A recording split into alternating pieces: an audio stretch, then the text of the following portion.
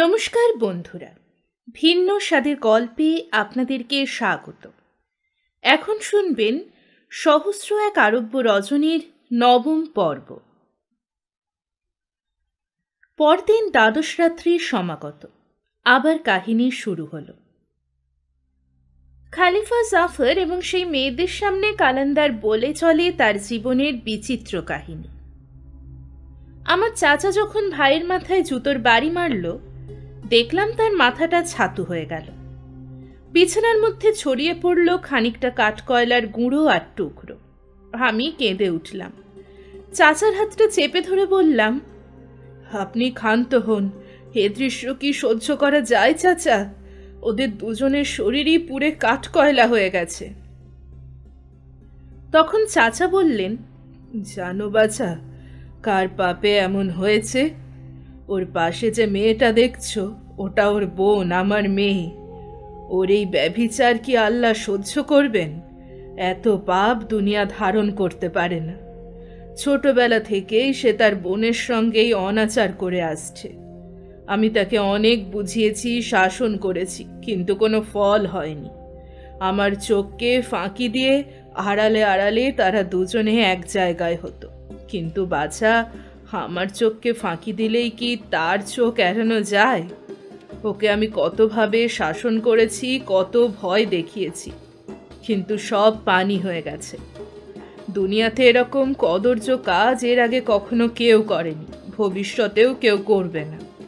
আমি তাকে 1000 বার বলেছি, তুমি যদি এসব নোংরামি না ছাড়ো তাহলে পরকালে দোজকের আগুনে দগ্ধ হতে হবে তোমাকে। কিন্তু এতেও তাকে নিরস্ত করা যায়নি। আল্লাহর ইচ্ছায় আজ সব নোংরামি ব্যভিচার থেমে গেছে। আমি তাকে ভয় দেখিয়েছিলাম, যা করেছো করেছো, এখনো সময় আছে, বন্ধ করো, না হলে আমি নিজে হাতে তোমাকে খুন করব। কিন্তু সোভান আল্লাহ, আমার হাতে আর ওর খুন মাখতে হলো না। ছেলেটার সঙ্গে সঙ্গে মেয়েটারও মতিভ্রম ঘটেছিল। সবই শয়তানের খেলা। তা না হলে এমনটা হবে কেন বাছা? আমি যখন ভাই বোনকে আলাদাভাবে থাকার ব্যবস্থা করলাম, তখন সে গোপনে গোপনে সুড়ঙ্গ কেটে মাটির তলায় এই ঘর তৈরি করেছে। তখন কি সে জানতো আসলে এটা ঘর না কবর? আমি যখন শিকার বা অন্য কাজে শহর ছেড়ে কোথাও যেতাম, তখনই তারা দুজন এখানে এসে ব্যভিচার করত। আগুনে পুড়ে মরেছে, আমি খুব খুশি। পরলোকে আরো বিভৎস শাস্তি অপেক্ষা করছে তাদের জন্য। এই বলে চাচা আকুলভাবে কাঁদতে লাগলো। সে কান্না পুত্র শোকের। আমি শান্ত করতে চাইলাম না তাকে। কাঁদুক, আরো কাঁদুক, কেঁদে কেঁদে বুকটা হালকা হোক। চাচা আমার মাথায় হাত রেখে বললেন, বাছা, আজ থেকে তুমি আমার ছেলে। তোমার বাবা নিহত হয়েছেন, আজ থেকে আমি তোমার বাবা। চলো আমরা প্রাসাদে ফিরে যাই। দরবারে ফিরে এসেই আরেক দুঃসংবাদ শোনা গেল। যুদ্ধের দামামা বাজছে শহর প্রান্তে। বিদেশি শত্রু শহর আক্রমণ করেছে। সাজো সাজো রব পড়ে গেল তখুনি, কিন্তু কোনো লাভ হলো না। দুর্বার গতিতে শত্রু সৈন্য শহরের পথে পথে ঢুকে পড়েছে। আমাদের সৈন্যরা প্রস্তুত ছিল না। এই অতর্কিত আক্রমণে বিপর্যস্ত হয়ে পলায়ন করতে লাগলো। চাচা তার এক সহচরকে প্রশ্ন করলেন, কিছু বুঝতে পারছো কে আক্রমণ করেছে? সে বলল, সেই উজির যে তোমার ভাইকে হত্যা করে তার দেশের বাদশা বনেছে, সেই বদমাইশটা। এ কথা শুনে আমি দিশাহারা হয়ে পড়লাম। কিছুই মাথায় এলো না। সেই মুহূর্তে কি করা উচিত? ভাবলাম, আমি যদি অস্ত্র ধারণ করি তবে সম্মুখ সমরে লড়াই করতে হবে। তার ফল অনিবার্যভাবে খারাপ। উজিরের সৈন্য সামন্ত সবই আমার বাবার পুরানো লোক। আমাকে দেখা মাত্র ওরা চিনে ফেলবে, আর চিনতে পারার সঙ্গে সঙ্গেই আমাকে হত্যা করবে। সুতরাং ওভাবে বাঁচা যাবে না। হঠাৎ আমার মাথায় একটু বুদ্ধি খেলে গেল। আমার চাপদারিটা খুর দিয়ে কামিয়ে ফেললাম। তারপরে ছেঁড়া কম্বলটা গায়ে জড়িয়ে এক ভিক্ষার পাত্র নিয়ে গুটি গুটি করে শহর ছেড়ে বেরিয়ে পড়লাম। অনেক দুর্গম পথ হেঁটে অতি কষ্টে এই বাগদাদে এসে পৌঁছালাম। শুনেছি এখানকার বাদশাহ আল্লাহর পয়গম্বর খলিফা হারুন আল রশিদ পরম দয়ালু। তার কাছে গিয়ে অধমের আর্জি পেশ করব, এই আমার ইচ্ছা। আমার এই দুঃখের কাহিনী শুনে যদি তিনি কিছু দয়া করেন, সেই আশায় এতটা পথ এসেছি। শহরে যখন ঢুকলাম সন্ধ্যা পার হয়ে গেছে। পথঘাট কিছু জানি না, কোথায় যাব, কি খাবো, কোথায় শোবো কিছুই ঠিক ছিল না। এক রাস্তার মোড়ে দাঁড়িয়ে ভাবছি, এমন সময় এই কালান্দার এসে দাঁড়ালো। তার সঙ্গে কথাবার্তা বলতে বলতে আরও একজন কালান্দার এসে হাজির হলো। আমরা সবাই এখানে বিদেশি, কারোরই কোনো আস্তানা নেই। রাতে তিনজনেরই আশ্রয় দরকার, তাই আপনার দরজায় কড়া নেড়েছিলাম আমরা। এই হলো আমার একটা চোখ নষ্ট হওয়া আর দাড়িগোফ কামানোর ইতিবৃত্ত। বড় বোন সব শুনে খুশি হলো, বলল, আমি সন্তুষ্ট হয়েছি, এবার তুমি মুক্ত, যেখানে ইচ্ছা যেতে পারো। প্রথম কালান্দার বলল, কিন্তু মালকিন, আমরা সঙ্গের দুজনের কাহিনী না শোনা পর্যন্ত আমি এক পাও নড়ছি না এখান থেকে। খালিফা জাফরকে ফিসফিস করে বললেন, এমন সাংঘাতিক ঘটনা একটা মানুষের জীবনে ঘটতে পারে ভাবা যায় না। প্রথম কালান্দার নিজের জায়গায় সরে যেতে দ্বিতীয় কালান্দার এগিয়ে এসে তার কাহিনী শুরু করল। আমিও এক চোখ কানা হয়ে জন্মাইনি মালকিন। আজ আমার এই ফকিরের বেশ, কিন্তু আদপে আমি ফকির ছিলাম না। আমিও এক বাদশাহর সন্তান। আমার বাবা শুধু ঐশ্বর্যবানই ছিলেন না, বিদ্যায় বুদ্ধিতে তার মতো বিচক্ষণ ব্যক্তি কমই জন্মায়। আমাকেও তিনি প্রচুর লেখাপড়া শিখিয়েছিলেন। আমাদের প্রাসাদে পৃথিবীর সেরা সব বই ছিল। দিনরাত সেই বইপত্র নিয়ে আমার কাটত। নিজের প্রশংসা নিজে করা ঠিক না, তবে লোকে বলতো আমি নাকি পণ্ডিত, অনেক নাকি আমার জ্ঞান বিদ্যা বুদ্ধি। দেশ বিদেশে ছড়িয়ে পড়ল আমার পাণ্ডিত্যের কথা। বাদশাহ সুলতানরা আমাকে আদর করে ডেকে নিয়ে যেত, সম্মান করত। একবার সামারখান্দের এক বাদশাহর কাছ থেকে আমার আমন্ত্রণ এলো। বাবার অনুমতি নিয়ে রওনা হলাম। অনেক দিনের পথ। খাবার দাবার, পোশাক আশাক, বিলাস ব্যাসন এবং লোক লস্করে 6খানা জাহাজ বোঝাই করা হলো। 1 মাস ধরে জাহাজ চলছে। একদিন এক বন্দরে ভেড়ানো হলো। ঘোড়া আর উটগুলোকে নামানো হলো। তাদের পিঠে বোঝাই করা হলো নানা জাতের নানা ধরনের মনোহারী উপহার সামগ্রী। বাদশাহকে ভেট দিতে হবে।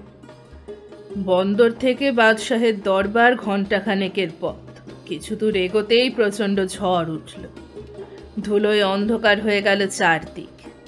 ঝড়ের ঘূর্ণিতে কে কোন দিকে কোথায় যে উড়ে গেলাম কিছুই ঠাহর করতে পারলাম না। অবশেষে বর্ষণ শুরু হলো। এবার ঝড় থেমেছে, অন্ধকার কেটেছে। দেখলাম আমরা এক বিশাল মরুপ্রান্তে জনশাটেক সশস্ত্র ডাকাতের একটা দল পরিবেষ্টিত হয়ে দাঁড়িয়ে রয়েছি। বুঝলাম প্রাণ সংশয় উপস্থিত। বললাম, শাহেনশার জন্য উপহার সামগ্রী নিয়ে চলেছি আমরা, সুতরাং আমাদের কোনো ক্ষতি না করে পথ ছেড়ে দাও। কিন্তু তারা সিংহের মতো গর্জে উঠল, সাফা জানি না আমরা আরব দস্যু, এই সব সামান আমরা লুট করে নেব। এমন সময় ডাকাতদের কে একজন আমাদের একজন কৃতদাসকে খুন করে বসল। সঙ্গে সঙ্গে প্রাণ ভয়ে চিৎকার দিয়ে যে যেদিকে পারল চোঁচা দৌড় দিতে লাগলো। আমিও ঊর্ধ্বশ্বাসে ছুটতে লাগলাম। চাচা আপন বাঁচা, কে কোথায় রইল কিছু দেখার ফুরসত নেই তখন। দৌড়াতে দৌড়াতে এক পাহাড়ের মাথায় উঠে এলাম। সেখানে এক গুহায় রাতটা কাটল। পরদিন সকালে গুহা ছেড়ে বেরিয়ে হাঁটতে লাগলাম। শেষে এক সুন্দর শহরে এসে হাজির হলাম। যেদিকে তাকাই চোখ জুড়িয়ে যায়। চারদিকে প্রকৃতির বিচিত্র সমারোহ। এখানে শীত, গ্রীষ্ম, বর্ষা বলে কিছু নেই। সারাটা বছরই বসন্তকাল। শহরের পথ দিয়ে হেঁটে চলেছি। এমন সময় দেখলাম এক দর্জি তার দোকানে বসে কাপড় রিপু করছে। আমাকে বোধহয় বিদেশি দেখেই হাসলো। আমিও হেসে কাছে গিয়ে দাঁড়ালাম। আমাকে বসতে দিল সে। তারপর জানতে চাইল আমার কথা। সব শুনে তার চোখে মুখে ভয়ের ভাব ফুটে উঠল। বলল, তোমার বাবার সবচেয়ে বড় শত্রু এদেশের বাদশাহ। তোমাকে নিমন্ত্রণ করে ডেকে আনার উদ্দেশ্য হলো হত্যা করা। তোমার পরিচয় জানতে পারলে কেউ তোমাকে আশ্রয় দেবে না। সে আমাকে খেতে দিল। আমরা একত্রে বসে আহার করলাম। গভীর রাত পর্যন্ত অনেক কথা, অনেক গল্প হলো। তারপর আমার জন্য একটা মাদুর আর চাদর নিয়ে এসে বলল, নাও এবার শুয়ে পড়ো। দোকানের একপাশে শুয়ে রাত কাটালাম। এইভাবে 3 দিন 3 রাত্রি সেই দর্জির দোকানে কাটল। এমন সময় দর্জি আমাকে জিজ্ঞেস করল, এমন কোনো বিদ্যা কি তোমার জানা আছে যা দিয়ে তোমার জীবিকা নির্বাহ হতে পারে? আমি বললাম, নিশ্চয়ই, আমি আইনে পণ্ডিত। এছাড়া সাহিত্য দর্শন শাস্ত্রে আমার অনেক পড়াশোনা আছে। হিসাব শাস্ত্রও আমার নখো দর্পণ। কিন্তু সে আমাকে থামিয়ে দিয়ে বলল, তোমার ওই বিদ্যা বুদ্ধি দিয়ে এ শহরে কি ব্যবসা হতে পারে? এখানে কেউ ওসবের কদর করবে না। এখানকার লোকের একটাই লক্ষ্য, কি করে পয়সা বানানো যায়। আমি বললাম, কিন্তু আমি তো এছাড়া অন্য কিছুই জানি না। তখন দর্জি বলল, ঠিক আছে বাছা, আল্লাহ আছেন, তিনিই ব্যবস্থা করবেন, কোনো চিন্তা করো না। একখানা কুঠার এনে আমার হাতে দিয়ে বললেন, বনে গিয়ে কাঠ কেটে এনে শহরে বিক্রি করো, দেখবে খাওয়া পড়ার পয়সা রোজগার হয়ে যাবে। অন্যান্য কাঠুরেদের সঙ্গে বনে গিয়ে প্রতিদিন 1 মোট কাঠ কেটে এনে বিক্রি করতে লাগলাম। 1 মোটের দাম 1 আধুলি। সামান্য কিছু খরচ করে খানা খেতাম আর বাকিটা সযত্নে জমাতাম। এইভাবে পুরো 1টা বছর কেটে গেল। প্রতিদিন কাজ করি আর রাত্রে এসে দর্জির দোকানে ঘুমোই। একদিন কাঠ কাটতে গিয়ে আমার সঙ্গীদের ছেড়ে আরো গভীর জঙ্গলে ঢুকে পড়লাম। মোটা মোটা অসংখ্য গাছ। আমি একটা মরা গাছ বেছে নিয়ে কাটতে লাগলাম। গাছের গোড়ায় কোপ চালাতে চালাতে একসময় আমার কুঠারের মুখে একটা তামার বালা উঠে এলো। একটু অবাক লাগলো। খানিকটা মাটি কেটে তুলতেই দেখি একটা কাঠের পাটাতন। 2 হাত দিয়ে পাটাতনটা সরাতেই চোখে ধাঁধা লাগলো। মাটির নিচে এক মনোরম প্রাসাদ। সিঁড়ি বেয়ে নিচে নেমে গেলাম। একটা ঘরে পালঙ্কে শুয়ে আছে বেহেশতের পরীর মতো পরম সুন্দরী একটি মেয়ে।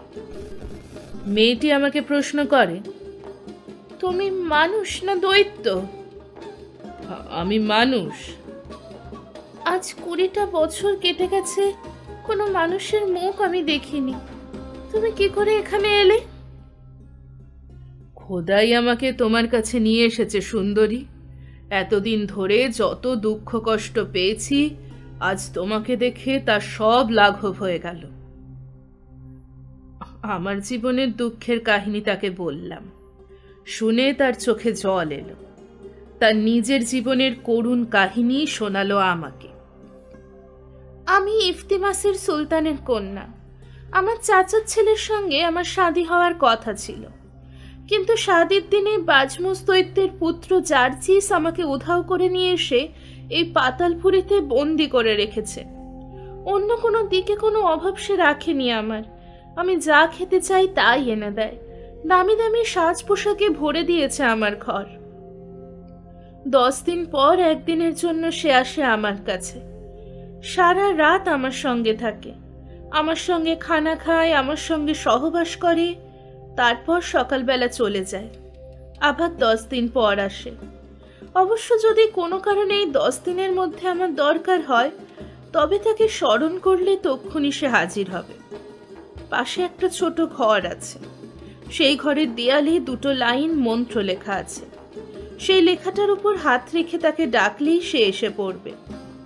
4 দিন আগে সে এসেছিল, আরো 6 দিন বাকি তার আসার। সুতরাং নিশ্চিন্তে 5টা দিন কাটাতে পারো তুমি আমার সঙ্গে। জার্জিস আসার আগে তুমি চলে যাও, কেমন?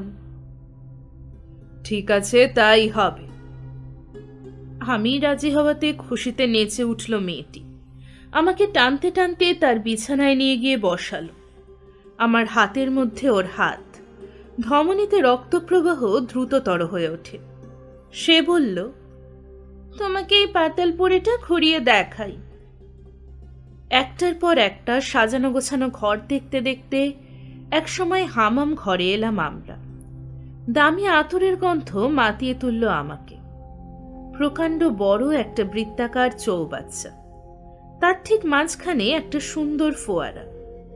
দিবারাত্র জলের তুবড়ি ছুটিয়ে চলেছে। পোশাক আশাক খুলে চৌবাচ্চার পরে এসে বসলাম দুজন। নিচে হালকা নীল জলের মধ্যে পা ডুবিয়ে অনেকক্ষণ গল্প করে কাটালাম।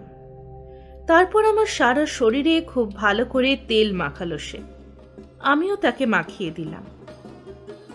মেয়েটির নরম হাতের স্পর্শে আমার দেহ মন উত্তেজনায় কাঁপতে থাকে। ওর মুখে তখন দুষ্টুমির হাসি। কি অমন করছো কেন? এই বলেই আচমকা একটা ঠেলা দিয়ে জলের মধ্যে ফেলে দিল আমাকে। তারপর হো হো করে হেসে উঠল। ফোয়ারার মতোই সে হাসি অনর্গল অবারিত। সেও ঝাঁপিয়ে পড়ল। সে এসে চেপে ধরল আমার পা। বুকের উপর টেনে নিলাম। অনেকক্ষণ ধরে অনেক জলকেলি করে গোসল সারলাম আমরা। আমাকে সাবান মাখালো সারা শরীরে। আমিও তাকে মাখালাম। জল থেকে উঠে আবার জামা কাপড় পরে তার শোবার ঘরে ফিরে এলাম আমরা। আমাকে আদর করে সে বলল, এবার সোনা ছেলের মতো ঘুমাও দেখি, এখন কিচ্ছু হবে না। ঘুমিয়ে শরীরটাকে চাঙ্গা করে নাও। তারপর রাতের বেলায় ঘুম থেকে উঠে আমরা খানা খাবো, মুরগির মাংস আর সেই। দেখবে তারপর কত মজা হয়। এবার ঘুমাও। আমার চুলের মধ্যে আঙুল চালিয়ে আদর করতে লাগলো সে। আমি ঘুমিয়ে পড়লাম। অনেকক্ষণ ঘুমে কেটেছে। কার যেন হাতের স্পর্শেই ঘুমটা ছেড়ে গেল। চোখে তখনও নিদ্রা। আমি বুঝতে পারছি একটা নরম হাত ঘুরে বেড়াচ্ছে আমার শরীরের উপর দিয়ে। বুঝতে পারলাম মেয়েটি খেলা করছে আমার দেহটা নিয়ে। না জাগার ভান করে ওর আদর খেতে থাকলাম। একটু পরে সে টিপতে লাগলো আমার পা দুটো, উরু, কোমর। আহ, কি ভালোই না লাগছে। সারা শরীর চনমন করে উঠল। আর চুপ থাকতে পারলাম না। কাছে টেনে নিলাম। বিস্ময়ে চোখ দুটো বড় বড় করে তাকালো আমার দিকে। ওরে দুষ্টু, এতক্ষণ তাহলে ঘাপটি মেরেছিলে? আমি আরো নিবিড় করে নিলাম ওকে। ও বলল, ওঠো, এবার খানা পিনা করবো আমরা। খেতে খেতে অনেক সুখ দুঃখের কথা হলো। ও বলল, তুমি এলে তাই আমার মুখে হাসি দেখছো। আজ 20টা বছর আমি শুধু কেঁদে কাটিয়েছি। উপরে আল্লাহ আছেন, তিনি আমার কান্না শুনে তোমাকে পাঠিয়েছেন। না হলে কোনো মানুষের পক্ষে কি এখানে আসা সম্ভব? গুনগুনিয়ে গান ধরল সে। আগে যদি জানতাম সখা আসবে আমার ঘরে, ফুলের শয্যা বিছিয়ে দিতাম তোমার পথের পরে। দেখতে আমার সাজের বাহার, রূপের বাহার যত, রাঙিয়ে দিতাম হৃদয় তোমার লাল গোলাপের মতো। কি মিষ্টি গলা! মনটা ভরে গেল গান শুনে। এতদিনের ক্লান্তি আমি মুছে ফেলে নতুন করে জীবনের আনন্দ ভালোবাসার স্বাদ পেলাম। হাত ধরাধরি করে খাবার টেবিলে গিয়ে বসলাম। সেরে নিলাম দুজনে। অনেকক্ষণ ধরে অনেক শরাব খেলাম। কাবাব, রোস্ট, চাপ, রুটি, শাহি, হালুয়া, আরো কত সুন্দর সুন্দর খানা খেলাম খুব তৃপ্তি করে। আজ বছরখানেক পোড়া রুটি আর ডাল খেয়ে মুখ আমার হেজে গিয়েছিল। খানাপিনা শেষ করে বিছানায় এসে শুলাম দুজনে। কিছুক্ষণের মধ্যেই একের দেহ মন প্রাণ অন্যের মধ্যে হারিয়ে গেল। বেহেশত কোথায় জানি না, সেখানে অপার সুখ আছে, সুধা আছে শুনেছি। কিন্তু সে রাত্রে যে সুখ আমি পেয়েছি, যে সুধা আমি পান করেছি, তার কোনো তুলনা নেই। আল্লাহ আমাকে বহুত কষ্ট সহ্য করিয়েছেন। সেই রাত্রির সুখের স্বাদ সেজন্যই বুঝি এত বেশি করে পেলাম। খুশি খুশি মেজাজ নিয়ে ঘুম থেকে উঠলাম সকালে। ওকে আমার খুব ভালো লেগেছে। আমার চোখে তখন ভালোবাসার রং ধরেছে। বললাম, তোমাকে এই পাষাণপুরীতে রেখে যাব না আমি। দৈত্যটা তোমার দেহ ছিঁড়ে খাবে আমি ভাবতেই পারছি না। আহা, কি ভালোবাসার কথা গো! ইচ্ছে করে কলজেটা ছিঁড়ে দিই তোমাকে, কিন্তু সোনা, তুমি এমন অধৈর্য হইও না। সবুরে মেয়া ফলে। দৈত্যটা তো 10 দিন অন্তর একদিন আসে, তাতে আর কি যায় আসে? বাকি 9 দিন তো আমরা এক হয়ে থাকতে পারবো। আমি তখন প্রেমে পাগল। ওর এই কথা আমার পছন্দ হলো না। বললাম, না না, সে হয় না। আর একটা দিনেও বেটাকে ভোগ করতে দেব না তোমাকে। তুমি শুধু আমার। আমি ওই শালার লেখাটা এক্ষুনি মুছে ফেলবো, তাহলেই তো সে এসে পড়বে। আর আসলেই আমার হাতে তার মৃত্যু অবধারিত। ছোটবেলা থেকেই আমার খুব ঝোঁক দৈত্যের সঙ্গে লড়ব। দৈত্যকে মারতে পারলে খুব পুণ্য হয় শুনেছি। প্রেমের নেশায় হয়ো না অন্ধ, ঝোঁকের মাথায় করো না কোনো ভুল। হারিয়ে যাবে তুমি, ফুরিয়ে যাবে প্রেম, তখন কে রবে দুঃখী বলো আমার সমতুল। সুন্দর করে আবৃত্তি করল সে, কিন্তু এ কবির সার কথায় কর্ণপাত করলাম না আমি। ছুটে গিয়ে আফ্রিদির সেই জাদু করা লেখাটার ওপর প্রচণ্ড ঘা করলাম কুঠার দিয়ে। এই সময় শেহরাজাদ দেখল প্রভাত সমাগত, গল্প থামালো।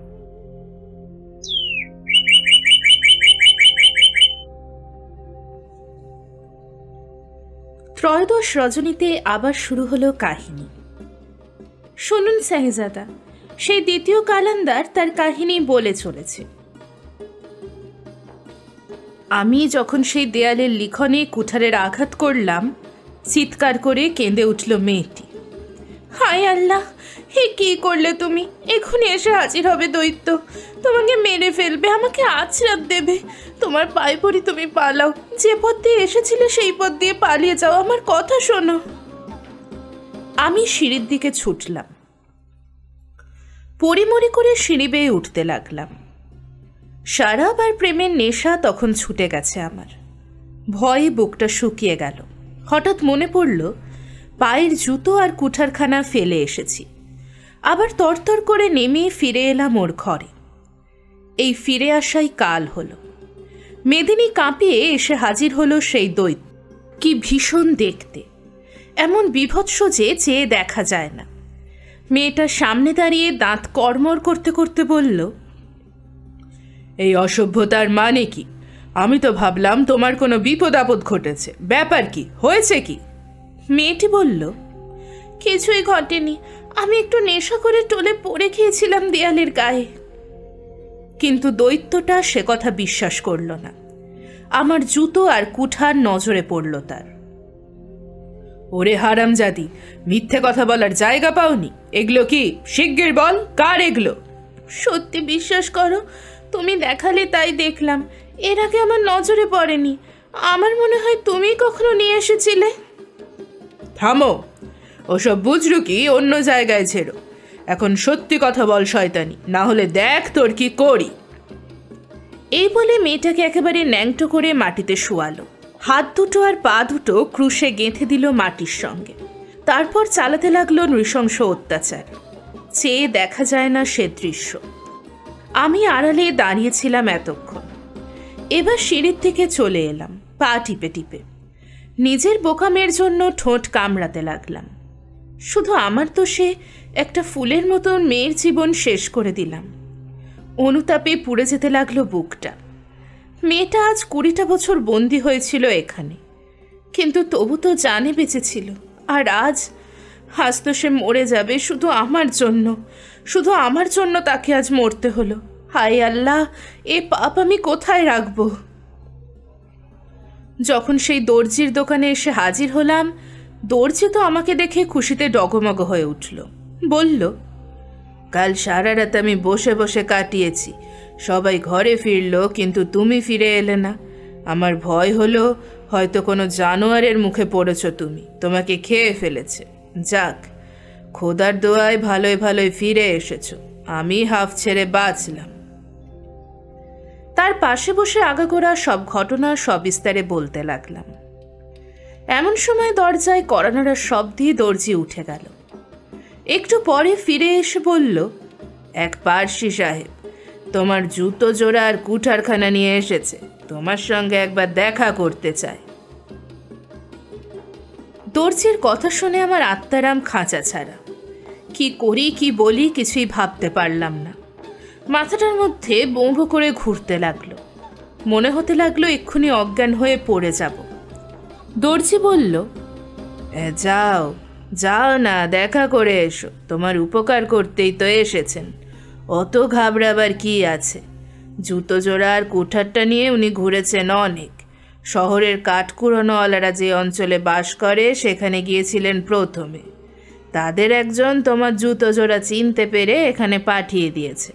যাও, দরজার সামনে গিয়ে ওর সঙ্গে কথা বলো, শুকরিয়া জানিয়ে এসো।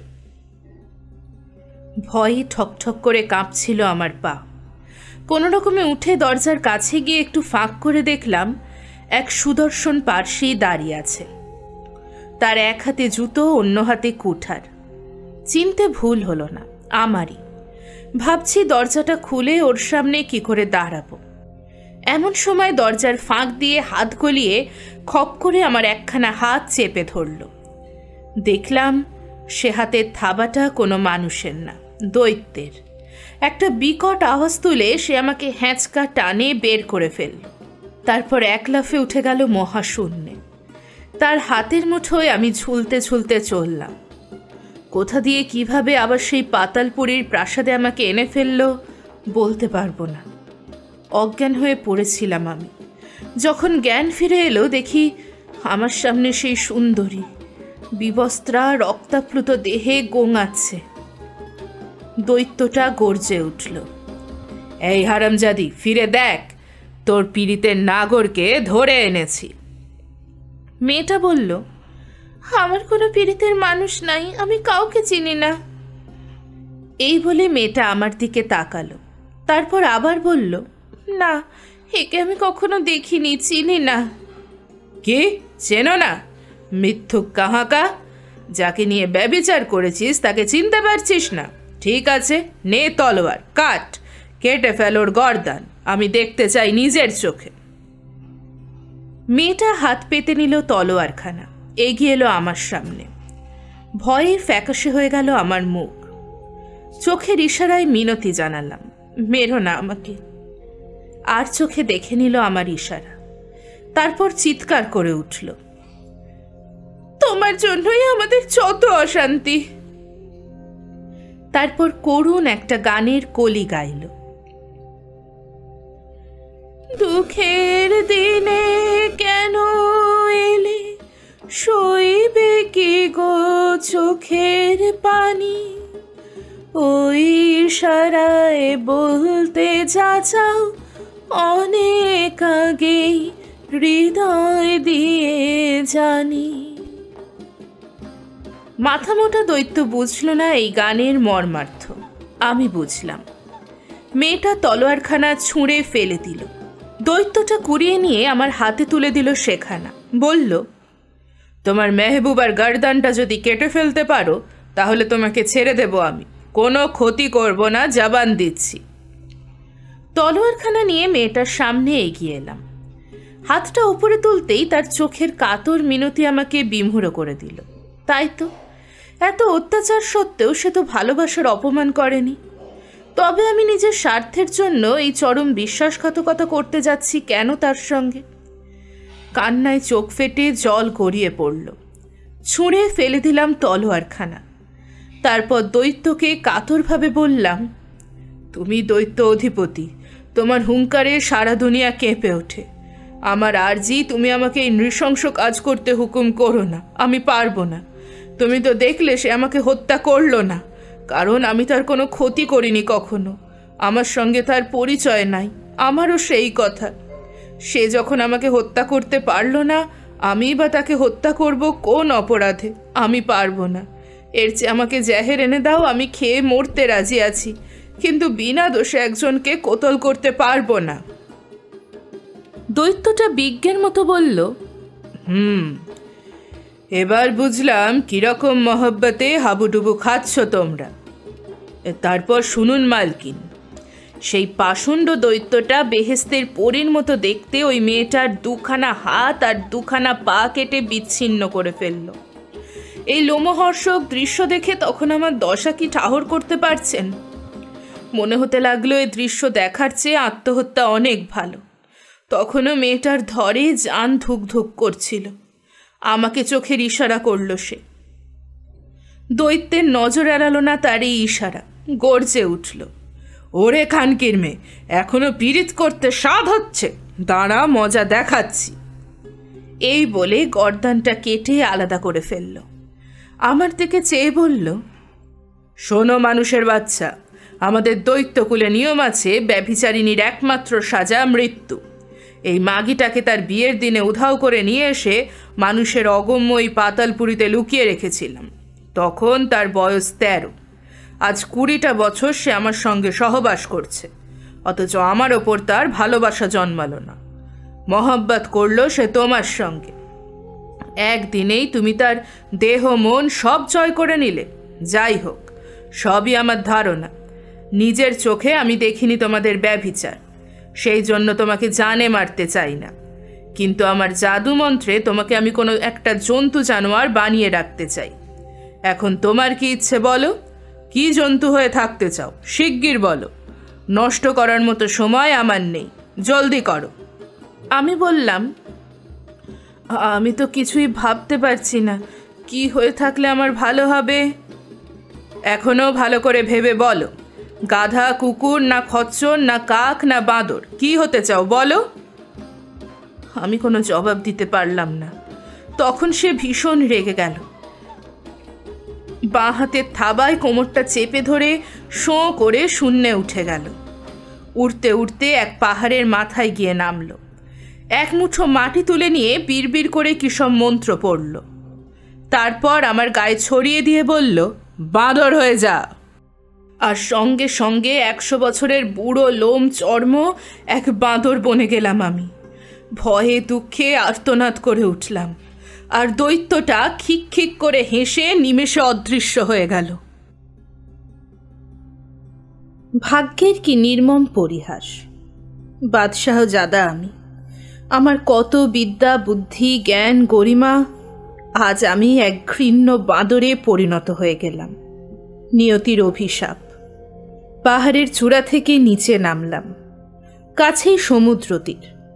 সারাদিন সমুদ্রের কুলে কুলে ঘুরে বেড়াই, গাছের ফল আর নদীর জল খাই, রাত্রে গাছের ডালে ঘুমাই। এইভাবে দিন কাটে। একদিন দেখলাম জাহাজ আসছে। জাহাজটা ক্রমশ কাছে এলো। আমি বিরাট এক লাফ দিয়ে উঠে এলাম জাহাজের ডেকে। ধর মারমার শোর পড়ে গেল জাহাজময়। লাঠিসোঁটা নিয়ে তেড়ে এলো সবাই। কেউ বলে তাড়িয়ে দাও, কেউ বলে না মেরে ফেলো। একজন তেড়ে এলো একখানা তলোয়ার নিয়ে। আমি কায়দা করে এক থাবায় কেড়ে নিলাম। ওরা ভয় পেয়ে খানিকটা পিছিয়ে গেল। আমি তলোয়ারখানা পাশে রেখে কাঁদতে লাগলাম। নানা রকম অঙ্গভঙ্গি করে ওদের বোঝাতে চাইলাম, আমাকে মেরো না তোমরা, আমি কোনো ক্ষতি করব না তোমাদের। ওরা বোধহয় আমার নীরব ভাষা বুঝল। জাহাজের ক্যাপ্টেন এগিয়ে এসে সবাইকে বলল, মনে হয় বাঁদর আমাদের আশ্রয় চাইছে। যাই হোক, ওকে তোমরা মেরো না, দেখা যাক কি করে। আমাকে ডেকে নিয়ে গেল তার কেবিনে। অনেক ভালো কথা বলল। আমি সবই বুঝতে পারলাম, কিন্তু জবাব দিই কি করে? আকার ইঙ্গিতে বোঝাতে চেষ্টা করলাম, তুমি যা করতে বলবে আমি ঠিক তাই করব। কাপ্তানের ব্যক্তিগত নকরের কাজে রাখা হলো আমাকে। আমার কাছে কাপ্তান সাহেব মহা খুশি। যা যা বলে ঠিক ঠিক করি, কোনো ভুল ভ্রান্তি হয় না। এইভাবে 50 দিন পরে এক বন্দরে নোঙর করা হলো জাহাজ। সে দেশের সুলতানের আমির আমলারা এসে সালাম জানালো জাহাজের বণিকদের। সুলতানের লোকজনদের হাতে তুলে দেয়া হলো নানা উপঢৌকন। তারা বলল, আমাদের সুলতানের উজির সম্প্রতি মারা গেছেন। তিনি নানা বিদ্যায় বিশারদ ছিলেন।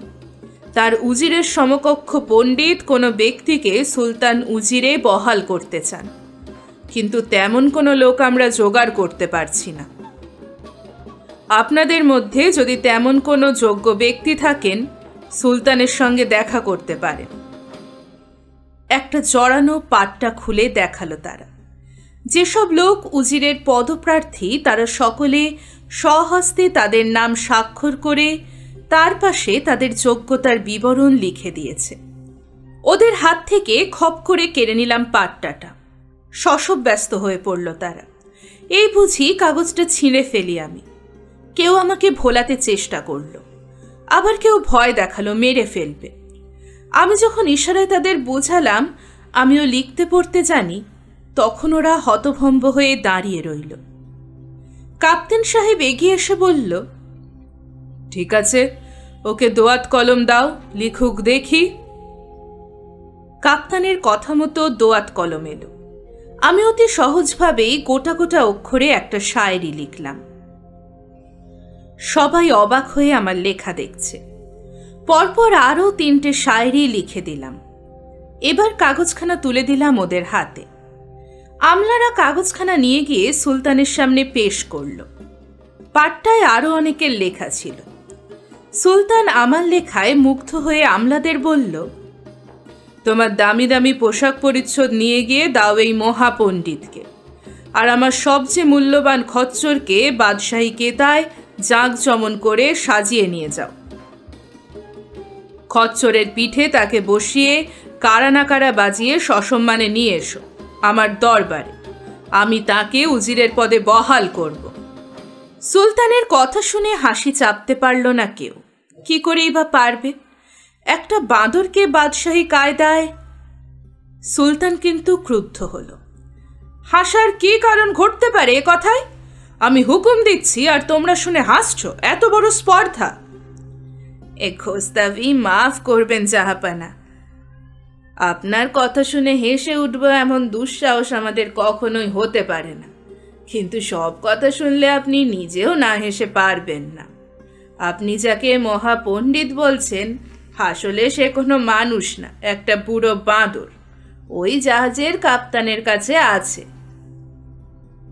ওদের কথা শুনে সুলতান তো থ। এমন একটা অদ্ভুত জীব জীবনে দেখেনি সে। যত টাকা লাগে বাঁদরটা সে কিনে নেবে। সুলতান বলল, তোমরা মূল্যবান পোশাক আশাক আর আমার সবচেয়ে দামি খচ্চরটাকে জাঁকজমকভাবে সাজিয়ে নিয়ে যাও। জাহাজ থেকে তাকে বাদশাহী মর্যাদায় খচ্চরে চাপাবে।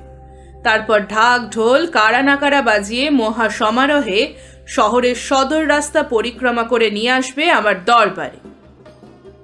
সুলতানের হুকুমে কাপ্তানের কাছে এসে প্রচুর ইনাম দিয়ে আমাকে কিনে নিল তারা। তারপর সুলতানের নির্দেশ মতো মহা সমারোহে নিয়ে হাজির করল দরবারে। আমি মাটিতে দুহাত ছুঁয়ে সেলাম জানালাম সুলতানকে। তারপর হাত জোর করে দাঁড়ালাম তার সামনে। আমার নিখুঁত দরবারি আদব কায়দায় মুগ্ধ হয়ে গেল সুলতান। মুগ্ধ হলো সবাই আমির আমাত্ম পরিষদ। আমার নির্দিষ্ট আসনে বসলাম আমি। সুলতানের ইশারায় দরবার ফাঁকা হয়ে গেল।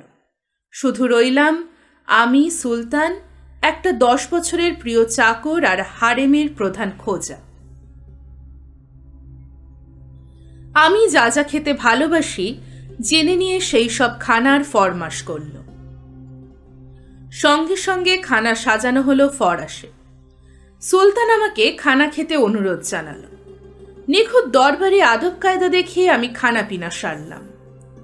দোয়াত কলম কাগজ দেয়া হলো আমার সামনে। কয়েকটা বিখ্যাত পারস্য শায়েরি লিখলাম আমি। সুলতানের সামনে তুলে ধরলাম কাগজখানা। সুলতান তো অবাক। আমার হাতের লেখা মুক্তোর মতো। কবিতার লাইনগুলো পড়ল সে। কি করে সম্ভব?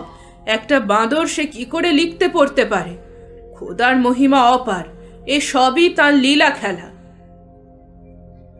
দাবার ছক আর খুঁটি আনা হলো। সুলতান জিজ্ঞেস করল, জানা আছে কি? আমি ঘাড় নেড়ে জানালাম জানি। দাবার ছকটা বিছিয়ে ঘুটিগুলো সাজালাম।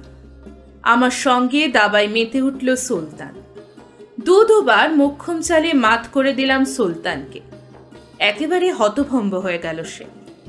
দাবা খেলায় তার জুড়ি নাই দেশে, অথচ মাত্র গোটা কয়েক চালেই বাজিমাত করে দিয়েছি আমি। সুলতান বলতে থাকে, তুমি যদি মানুষ হতে তবে দুনিয়ার সেরা পণ্ডিত বলে মেনে নিত লোক। এই অদ্ভুত দৃশ্য তার প্রাণ প্রতিমা কন্যাকে না জানিয়ে স্বস্তি পাচ্ছিল না সুলতান। হারেমের প্রধান খোঁজাকে ডেকে বলল, শাহজাদিকে তলব দাও। একটু পরে শাহজাদি এলো। ঘরে ঢুকিয়ে দুপা পিছিয়ে গিয়ে নাকাবে মুখ ঢেকে নিল। বলল, আব্বাজান, তুমি আমাকে ডেকে পাঠিয়েছ?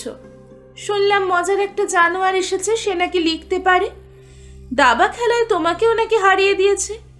কিন্তু এই বিদেশির সামনে তুমি আমাকে ডেকে বেআব্রু করালে কেন আব্বাজান? সুলতান অবাক হয়। বিদেশি বেআব্রু? তুমি কি বলছো মা? এখানে আমি আর এই খোঁজা ছাড়া আর কাকে দেখলে তুমি? তুমি যাকে বাঁদর মনে করছো আসলে সে শাহজাদা, শাহেনশাহ ইফিতা মারাসের পুত্র, ফার দেশের বাদশাহ। আফ্রিদি জার্জিসের জাদুতে সে বাঁদর হয়ে গেছে। এই শাহজাদা জ্ঞানী গরিমায় অনেক নাম যশের অধিকারী, কিন্তু ভাগ্যের বিড়ম্বনায় আজ লোক চোখে হেও এক বাঁদর ছাড়া কিছুই না। সুলতান প্রশ্ন করে, তুমি যা বললে সব সত্যি মা? তুমি ওকেই জিজ্ঞেস করে দেখো না। সুলতান আমার দিকে সপ্রশ্ন দৃষ্টিতে তাকালো। আমার চোখে তখন জলের ধারা। ঘাড় নেড়ে জানালাম সবই সত্যি। শাহজাদির প্রতি এবার সুলতানের জিজ্ঞাসা, তুমি এসব জানলে কেমন করে মা? আমি যখন খুব ছোট তখন এক বুড়ি পরিচারিকা ছিল আমাদের প্রাসাদে, সেই আমাকে শিখিয়েছে এই জাদুবিদ্যা। অবশ্য তারপর আমি নিজে বহু চর্চা করেছি, অনেক পড়াশোনা করেছি, হাতে কলমে পরীক্ষা নিরীক্ষা করেছি অনেক। প্রায় 170টা মন্ত্র আমি শিখেছি এবং তা কাজে লাগাতে পারি। আমি এমন বিদ্যা রপ্ত করেছি আব্বাজান, যদি বলো মুহূর্তে তোমার এই বিশাল প্রাসাদ এক ফুৎকারে শূন্যে উড়িয়ে দিতে পারি। চাই কি গোটা শহরটাকে একতরিতে মরুভূমি বানিয়ে ফেলতে পারি। শহরের ও প্রান্তে যে কাপ পর্বতমালা তাকেও উর্বর শস্যক্ষেত্রে পরিণত করে দিতে পারি মাত্র 1 আঁচলা পানি ছিটিয়ে। আর পাহাড়ের ওপারে যেখানে তোমার প্রজারা সুখে স্বাচ্ছন্দ্যে বসবাস করছে তাও হয়ে যেতে পারে বিশাল এক সায়ের। তোমার প্রজারা সাঁতার কেটে খেলা করে বেড়াতে পারে নানা রঙের মাছ হয়ে। এমন অলৌকিক বিদ্যা তুমি জানো, আমি তো জানতাম না। যাই হোক, এই বেচারিকে জাদু মুক্ত করে ওকে মানুষ করে দাও মা। কি কষ্টে সে দিন কাটাচ্ছে বলো। কত জ্ঞানীগুণী মানুষ সে। তাকে আমি আমার প্রধান উজির করে রাখব। তুমি যা জানো সেই বিদ্যা দিয়ে এই অভিশপ্ত জীবন থেকে অব্যাহতি দাও ওকে। আপনার আদেশ শিরোধার্য আব্বাজান। এই সময় শাহজাদ দেখল প্রভাত সমাগত। সেই চুপ করে গেল। এতক্ষণ শুনছিলেন সহস্র এক আরব্য রজনীর 9ম পর্ব। উপন্যাসটি কেমন লাগছে অবশ্যই জানাবেন কমেন্ট বক্সে। আর এখনো যদি আমার চ্যানেলটি সাবস্ক্রাইব করে না থাকেন এক্ষুনি চ্যানেলটিকে সাবস্ক্রাইব করে নিন।